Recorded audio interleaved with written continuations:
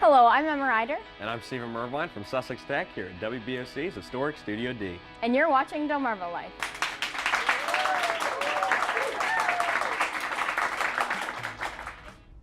So wonderful to hear from Stephen and Emma talking about their trip to Kenya.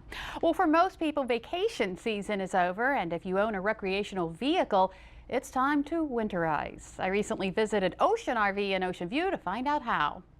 All the bays are full in the garage at Ocean RV. Oh yeah, it's very busy in the fall. That's because it's time to winterize. Probably about 300 trailers we winterize. Most of the calls come from people who own park models like this one. It's left on the campground year-round. The ones on the seasonal campsites, they'll sign up and drop off a key, and then we actually go out in the campgrounds and winterize the seasonal campers right on site. But no matter if it's a park model, fifth wheel, or travel trailer, all need some attention before they're closed up for the winter. Well, the first thing is to get the water out of the system so, of course, it won't freeze. So the first step is to clear out all water lines. We push the water out with compressed air and then follow it up with a pink non-toxic antifreeze.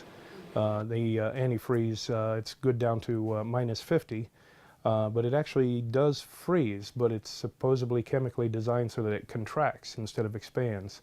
And that gives you the protection in the water lines. Even if you get condensation or anything like that build up in it, it still prevents it from damaging the lines in the cold weather. And that includes any outside faucets. Every spring, one of the typical mistakes people will make or oversight will be when they winterize the trailer, they will remember to do, if they do it on their own, they'll remember to do the kitchen and the bathroom sinks and the shower and the toilet.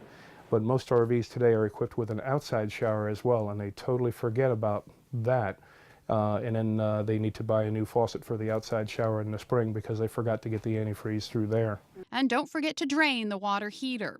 Next, remove items from your refrigerator and cabinets. Even your canned goods and things like that, people don't think of it, but things like that can freeze and burst inside the coach as well when you shut it down. After removing everything from the refrigerator, dry it out and be sure to leave the door open so it can breathe.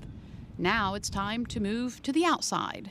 If it's a vehicle that's equipped with a battery, usually have to remove that and store it in a ventilated area somewhere where it's going to stay above freezing in your garage. Jeff says you can store the battery inside the coach as long as it's fully charged. A dead battery will freeze. Next, do a visual inspection of the exterior of the coach. Actually get up on the roof and check the caulking, make sure it hasn't shrunk or any cracks developed in it. And just look around the corner seams and around the windows and see if there's any caulking or maintenance that needs to be done there. Jeff showed me an example of some bad caulking that needs to be repaired. And this soft spot reveals water damage. And the top of the RV looks worse. This is what it should look like.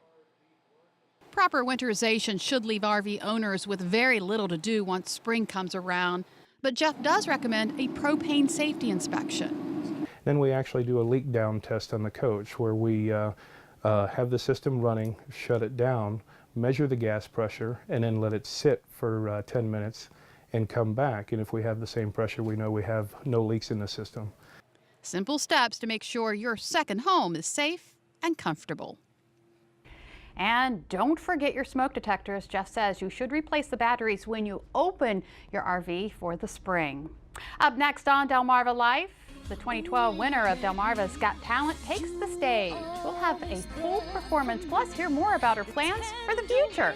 Delmarva Life, life at its best here on Delmarva. A light in the dark, shining your love.